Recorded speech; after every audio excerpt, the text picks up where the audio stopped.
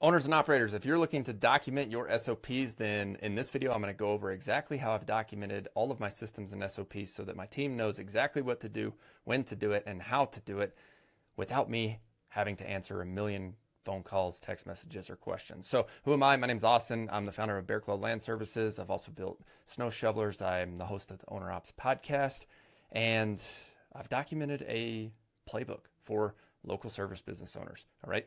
In building businesses, I've realized that the most important thing you can do is be really clear with your expectations while you're hiring people. Hire people, build the systems, put those two together, and that's when you have a business. All right. So I'm going to go over real quick in here. If you do stick around, I'm going to show you the exact playbook that we've built, and I use the same template every single time I start a new business. And I'm also going to share with you at the end of this link to this if you want to start documenting your SOPs. We use a tool called Notion here. You can see that I have this titled Service SOPs, but you can see for one of my snow shoveler business over here, I've documented everything. Okay, this is a business where we snow shovel large HOA contracts, big neighborhoods, things like that. It's a very simple business model, labor plus margin. That's very simple. But I had to hire a GM to run all the crews. We were running about 10 crews last year, and I hired somebody overseas as a director of operations from Latin America, and I wanted him to know exactly how to operate the business. So I just started documenting everything in my head, put it on Loom, and we just started and we kept building. And I said, hey, the expectations are that we're going to build out everything so that if somebody else joins the business, they know exactly what we do, how we do it, and when we do it. Okay, so you can see documented the mission, vision, core values, company history and growth. All right, timeline of key milestones. I've outlined multiple things here for when we should grow and how we should grow. Organization chart and team directory. So roles and responsibilities, right? Like we just have this right here. Outlines for who's doing what, when they're doing what. We have key metrics and goals, all right? Monthly and seasonal performance goals. We break this down, snow season, off season, growth KPIs. You can click down, drop down menus into all of this stuff, all right? We go over strategy, governing documents. I have all the insurance on file right here so that if anybody ever needs access to the insurance, they can access, especially our leadership team. You can also delegate access to specific people within the business so you can change roles. So if you want somebody to access your insurance, like your GM or your director of operations, but you don't want field employees to access that because it's sensitive information and you don't have that trust with them yet, then you can change the roles there, all right? We have our finance, legal, pricing strategy and billing process, expense management, tax and compliance considerations, insurance and liability, banking and finance, all of our tech stack and tools here. We even have a wiki for how to use this, right? How to navigate this wiki. We tell people how to do that, all right? We tell people where things live, how to request edits and updates. Guys, we've thought through everything. We spent a whole winter time while we were building the snow shovelers business documenting this. Here's our software that we use, scheduling software. We use primary tool Jobber, used for assigning jobs, tracking shifts, and managing team schedules. Shovelers receive job notifications via the Jobber app, automatic scheduling updates when a route has changed, how to access, and then we show the logins, client management tools, GPS tracking tools that we use for Jobber, how to access our Google Workspace and Drive, how to use Slack, our team communication tool, our payroll platform is Gusto here. Then we go over here into marketing. We created brand guidelines, all right? So you can update your brand guidelines here. You can update your logos. That way your team always has access anytime that they're creating marketing material. I've also created a tone of voice. How do we want our social media posts to be? Professional, prompt, and hardworking. We have example posts, and then we have what not to do. Basically, we're documenting everything, right? We have our pricing models in here. We have how we bill, where we send billing. We have our roof snow shoveling process. We have our service areas and coverage, right? So we drop down into here. We have client types, right? Property managers, roofs, residential roof snow shoveling. I'm not going to drop those down because client sensitive information there.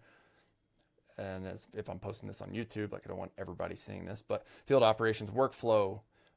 We show exactly how to clock in for field labor, review your assigned jobs, arrive at and check in at the job site, shoveling process, complete the job checklist in Jobber, check out and move to the next job. We have Jobber resources. We've included how to use the timers and timesheets. Guys, when we onboard a new employee, a new team member, or a subcontractor, we just give them access to this and we say your first responsibility is to read through this whole thing, because this is going to give you an overview of how to do it. Okay, if you have a question, access Notion. If you have a question about something, you should go here and use the AI assistant. Click on this and say, how do I clock in using, let's just say, how do I clock in, right?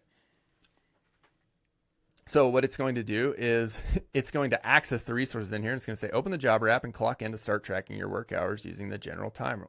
And then it's going to give you where that's located. So you can click on the page, right? And you can go to that page. And it's essentially, I'm already on the page, so that's why it's not bouncing around. But it's going to tell the people exactly what they need to do. So this is a big way that you can leverage AI in your service business right now. A lot of people are against AI in local service. I think we have to be smart about how we adopt it, right?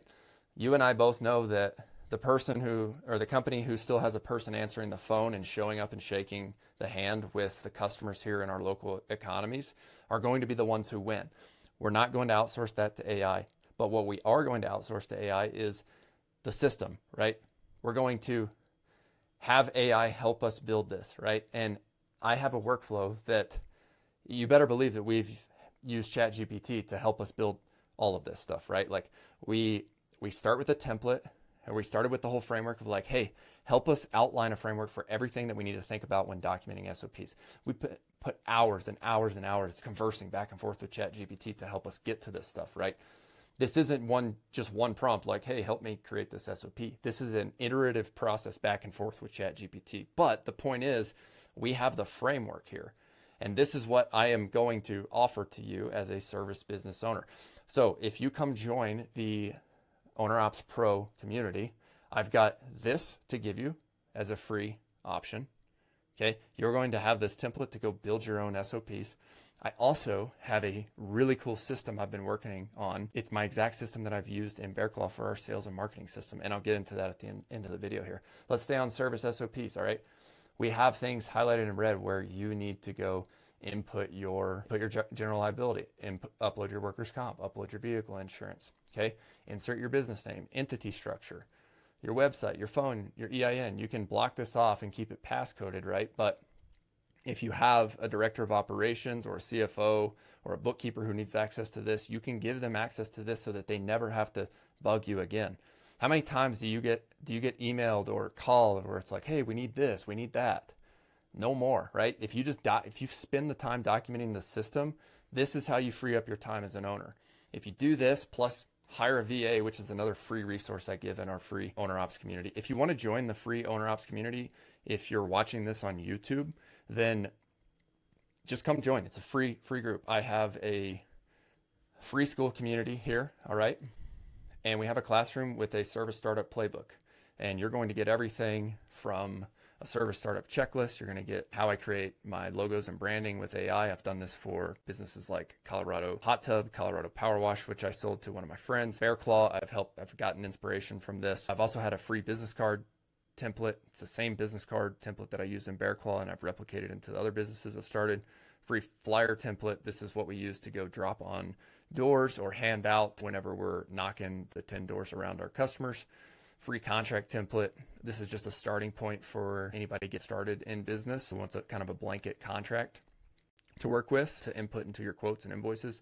Quotes, job, schedules, and invoice. I say how to use Jobber here. I provide the whole video on how to set up quoting, scheduling, invoicing, collecting payments, time tracking, and much more.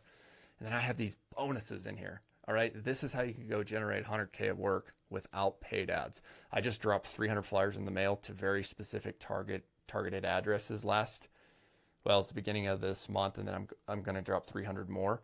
I have a marketing assistant here in our local business, and her responsibility is to create and drop 300 of these each month, and they're to very specific targeted addresses. So if you join this group, I'm going to show you exactly how I go use property records to filter by property value so that you can be targeting people who have disposable income and can pay you for your high ticket local services. All right. I go over that all in this video, and then I document my whole system for how I hire VAs. At this point for the podcast and the media business, I have 3 virtual assistants, 2 in Philippines, 1 in Pakistan. They're all incredible and they work really, really hard. And the coolest thing about this is when you get to pay someone in US dollars, you can have such an impact on other people in the world. One of our VAs, her goal is to build her own house next year, and she has set a financial target, and there's absolutely no way we are not hitting that financial target by next July. I have made her a promise that we are going to hit that, and we are on track to go hit that. And that is one of the coolest opportunities that you have as an American entrepreneur. You can have such a great impact on people throughout the rest of the world. And all you have to do is just follow this simple hire a VA fast with ChatGPT. The last VA I hired, his name is Muhammad. He's in Pakistan. I hired him within 24 hours of doing a job posting. You can just follow the same thing here. If you want to offload your back office, if you have something specific in your business that you want help with, as long as you document the systems and document the job descriptions and put these things in something like Notion, you can hire somebody really quickly with a website that I share in there, and you can get people to help you grow your business. All right. The one thing that I wish I could tell my 25-year-old self was, dude, just hire people faster and document what you need help with as a business owner. The faster you do that, the faster you start figuring out how to grow your team and being really clear with the expectations and documenting the exact systems and processes, the faster you're going to grow. And it gets so fun because right now, if you're an owner operator like I was, you're running around like a chicken with your head cut off. You're doing everything in the business. You're doing sales, you're doing marketing, you're doing job fulfillment. You're out there running the chainsaw or running the skid steer. You're answering the phone. Hello, it's Austin, right? You're in the mini excavator trying to dig a ditch that's, it's like, that doesn't work. That's not a great customer experience. You're just going to burn yourself out. I definitely was.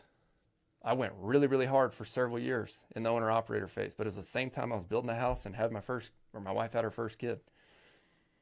I wasn't seeing them at all, right? I knew something had to change. And the only way that I changed was to document systems and to hire people, all right? The lowest hanging fruit right now is for you to come grab this service SOP right now. Come inside the free Owner Ops School group, all right? And then send myself or Shadell, the community manager, a DM saying that you want access to this. Get started documenting your system, okay? Then consider joining Owner Ops Pro, which is where I have my complete sales and marketing software system specifically for owners and operators, all right? And start documenting, building systems. But the first and most lowest hanging fruit that you can do is to start documenting this system and then go hire a VA. Just get the back office off your plate. That is the most important hire that you can make right now. And it's very unnatural for you, especially if you are an owner operator out there doing the work.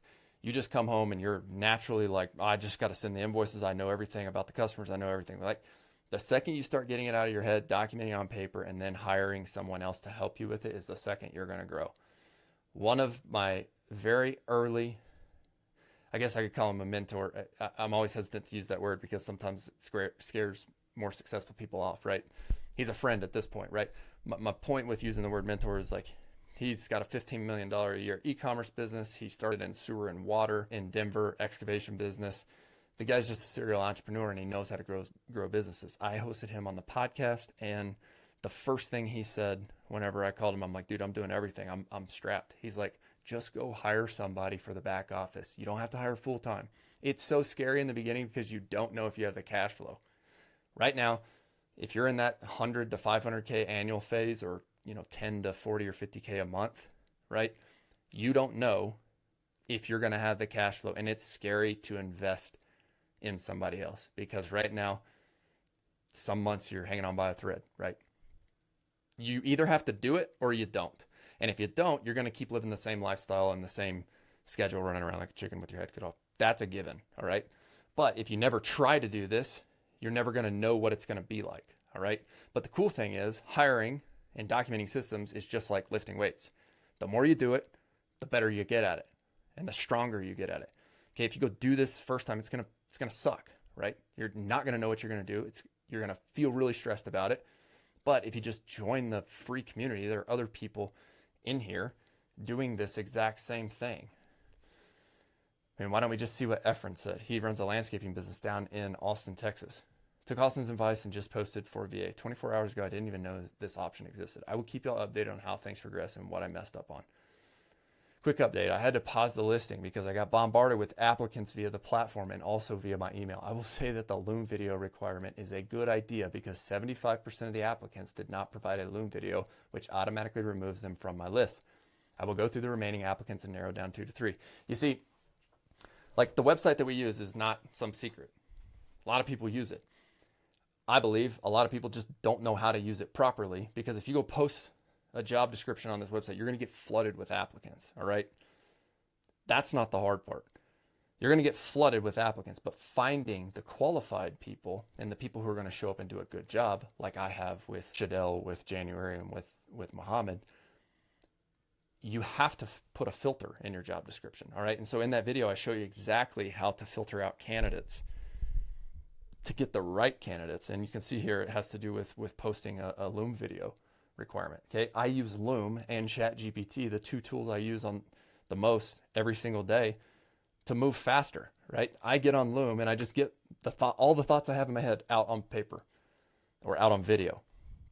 And then I send the video to people. If people want a written transcript, Loom has an option to transcribe your video. You can copy and paste that into ChatGPT, and then you can say, hey, ChatGPT, please transcribe this Loom video I just recorded and summarize it and give it to my VA as a checklist. Boom. ChatGPT will crank it out, all right? So you just got to figure out your team members and how they operate best. But I love just getting my thoughts out on Loom. I do this every day, every single day. And I'm just now starting to record on YouTube and share you guys just kind of some like raw and real content of what I'm thinking through right now, right? But you can see what Efren used.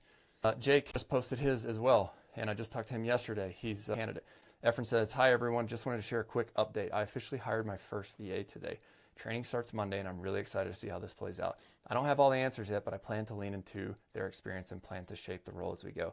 Spending too much time on admin has been draining on me and holding the business back. This change is long overdue. My goal is now to reclaim my mornings, get back to the gym 3 times a week, and focus on strengthening some weak spots in the business, like estimating and improving our customer support processes. Appreciate the support from everyone here. Boom. I'm stoked for him. I'm stoked to see this stuff, right? Thanks, Austin, for providing the videos and breaking down your thought process. I'm telling you, Loom is a powerful thing. If you can just get your thoughts out of your head, it's a very powerful thing, right? And if you do this as the business owner and as the entrepreneur, your team is going to know more clearly what you're thinking at all given times, right? The only way that you can lead is to communicate, and you got to communicate well, all right? Jake, I'm hiring my first one too. Onboarding call set for Tuesday. Iron sharpens iron. Let's go. Go. Iron sharpens iron. That gets me jacked up. Hell yeah, this is awesome. What task or role are you hiring for? General assistant to handle more operations, email, calendar management, and just everyday tasks. You? That's awesome. Mainly focus on offloading email. That alone will give me space to breathe and spend more time on strategy. I plan to build on her responsibilities as we build trust with each other. Update, as of June 23rd, 2025, just wrapped up my Zoom call with my VA. We reviewed the key tasks and responsibilities I'll be delegating and got them set up with our core tools, WhatsApp, Jobber, and Gmail Workspace. We also walked through how to create, send, and follow up on invoices. For the first time in a long time, I'm genuinely excited about my business again. I've been stuck in that treadmill phase for so long. I forgot what it felt like to have momentum and hope. This feels like a turning point. That gets me fired up. Momentum is a powerful thing. Momentum as an entrepreneur is the most important thing that you can build. If you can build momentum and if you can rally the troops, get people moving in the right direction, look, if you have to push a boulder uphill, it's much easier to do with a team of 3 or 4 or 5 people, right? If you have to do something hard, it's much easier. But the only way that, if the boulder's only this big, you might be arguing, well, how would that be easier with 4 or 5 people if it's only this big? Well, you as the leader, you think through the process and you rally the troops and you say, hey, I'm going to push hard for 20 yards, right? And then you're up next. You're pushing hard for 20 yards, right? Sometimes it's not as simple as like all hands on deck. It's as simple as, hey, we're delegating the specific tasks and when to do them, right? And that was just kind of a crazy tangent example. But my point is once you get things off of your plate, once you start building a team, and once you start communicating very clearly with what you think needs to be done next, that's when you start building momentum. And when you build momentum, you got to keep the boulder pushing, all right? But if that's just you building the momentum and you're tasked to push the boulder up 1,000 foot of vertical feet, it gets hard. Like, there's no doubting that. Entrepreneurship is hard. It gets easier when you start hiring other people and asking for their help. You see, one of the hardest things to do as an owner operator is to ask other people for help. Why? It's because you don't trust other people. That's what it is. Why do I know that? Because I've been there. I've had all those same thoughts, right? The ego gets in your way. I can do it. Nobody can do it as good as me. I'm the best at this, right? That's what you think subconsciously as an owner operator. If you're still doing everything yourself, that's the root of something that you need to address, all right? So how you address that is up to you. But at a certain point, you've got to figure out that there are other people who are either as good or better than certain things in the business than you are. And the second you start understanding that other people are better suited to do certain things in the business, and you can actually trust other people, the second you start growing, all right? But the only way to do that is just to start practicing. Look, one of my sayings is like, I will give you my trust until you give me a reason not to. I always start with trusting. And maybe that's, other people may have a different perspective on that. That's my perspective.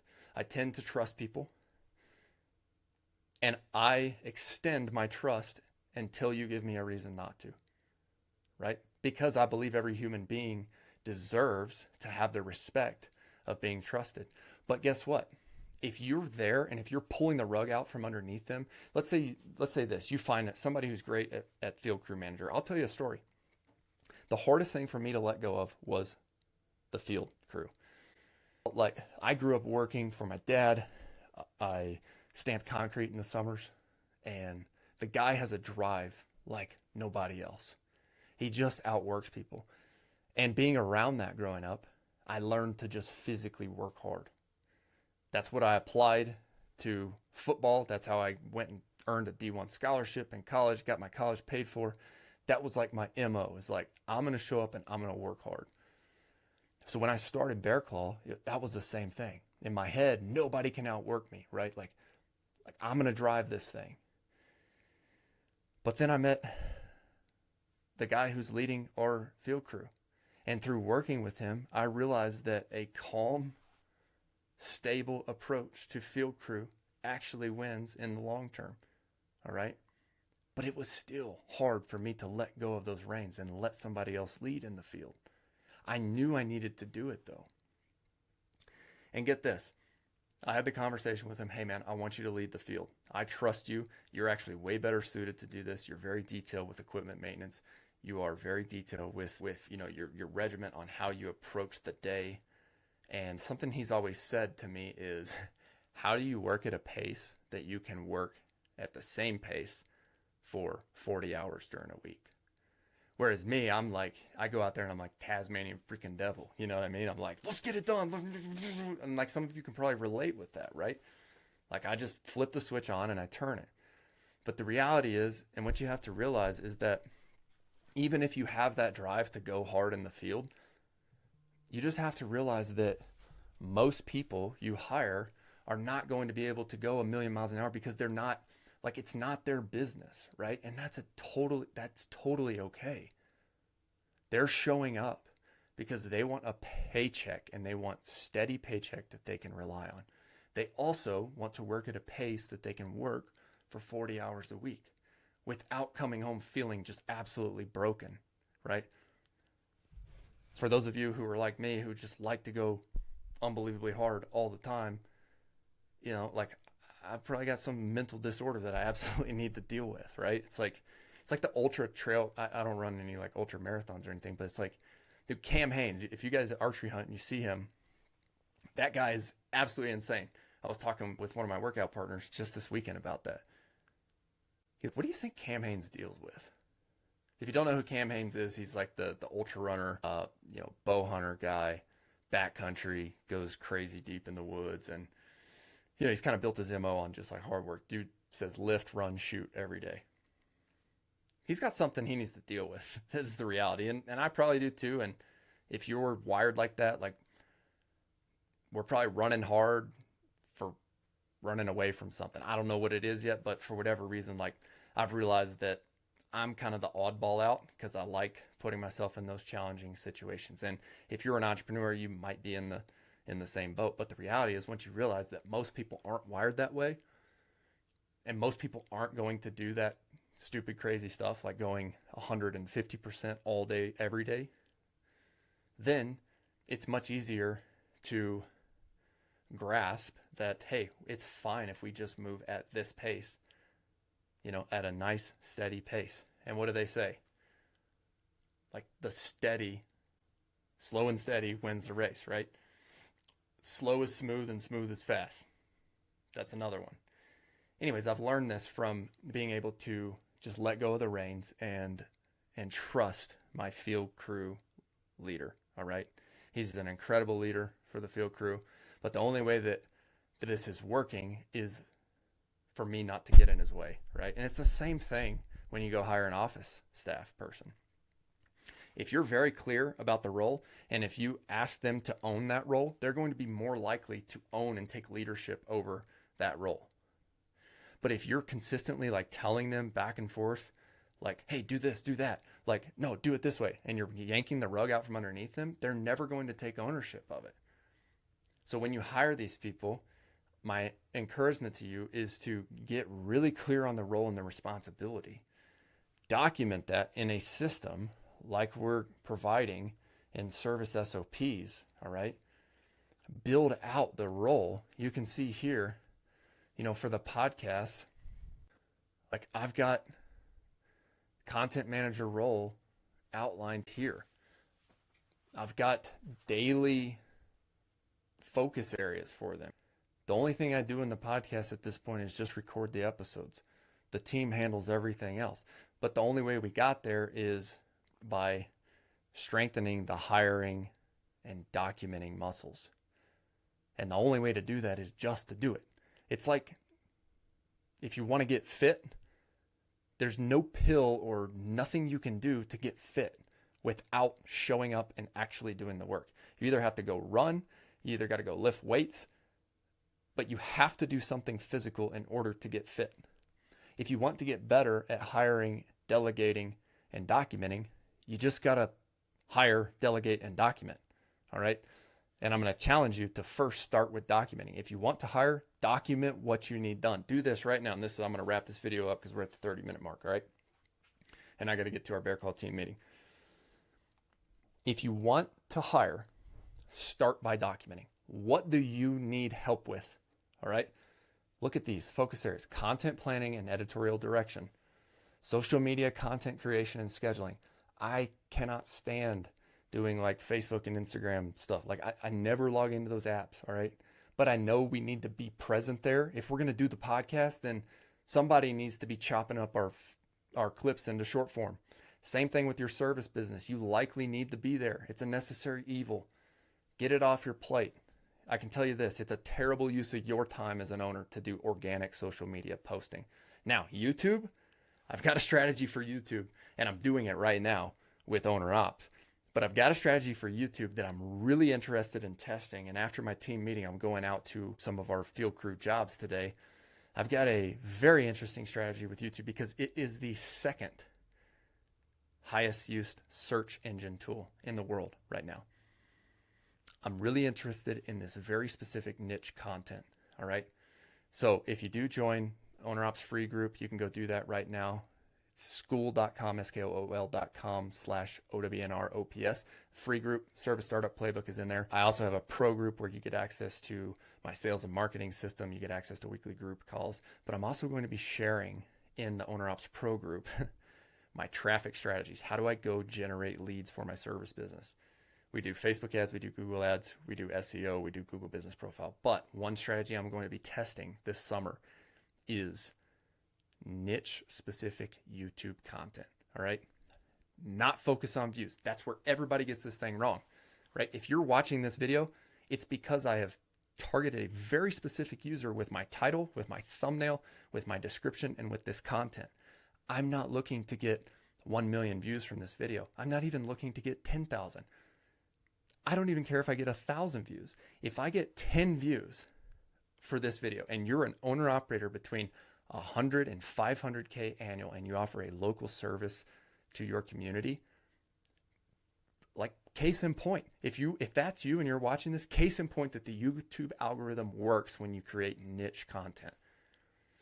I'm going to go do this in my local service business, and I'll show you guys how to do that in the Skool community. I'm going to be sharing all of my traffic strategies, and I'm active Pro membership. So if you do want to consider joining Pro, it's a very achievable fee to join. I do charge to get access to that because that Pro group is all about action takers, right? People who actually want to grow the business. But back to this, podcast publishing and distribution. Like, you may think it's like, oh, well, just posting the episodes to YouTube, Spotify, and Apple, it's like, that's not that big of a deal. All this stuff adds up. When you start documenting your time as an owner, and I'm going to challenge you to do this right now, just go on Loom, throw the video on record and do a screen share and just record your day. Say, hey, or send it in ChatGPT and be like, hey, analyze this. What did I do today and where did I spend my time? All right. Whatever you're spending your time with right now, just go document what you're doing. The next 8 to 10 hours today, if you're watching this video, go document what you spend your time doing. That's what you need to hire for. All right. And until you get to a point to where you're focused on solely marketing or sales or distribution, like, you should probably just keep documenting and keep hiring until you get there, right? I truly believe one of the most important things I can do right now is create content like this, not only for owner ops, but for my businesses as well. And I'm going to go implement those strategies. Everything else needs to be documented and delegated. And we're going to show you how to document that. All right. So jump in the owner ops free community right now. Once again, skool.com/OWNROPS. It's free to join that. Once again, have a service startup playbook, show you exactly how to go hire VAs. I show you how to go generate jobs without paid ads. And then I show you how I'm using ChatGPT and Loom. Plus, I give you some free templates in here. If you haven't joined yet, look forward to meeting you in there, and stick around because I do have ideas for this very specific niche YouTube content. And my case in point is, if you are a local service-based business and you're watching this video, the YouTube algorithm is working for me right now because I've created very specific niche content, and it is targeting and showing this video to someone like you. This can work for you and your local service business. Look, I don't have results yet to test it, but I know for a fact, well, I shouldn't say that. There's no reason why this won't work. And so that's why I'm literally going Tuesday mornings. I do team meetings at 7:30 a.m. And then I'm going to the field and I'm recording niche specific content. I will report back on that in the Skool communities. I look forward to seeing you guys in there. Let's rock and roll. Make it a good week. That's my alarm to get ready for the team meeting. Don't forget, work hard, do your best, never settle for less.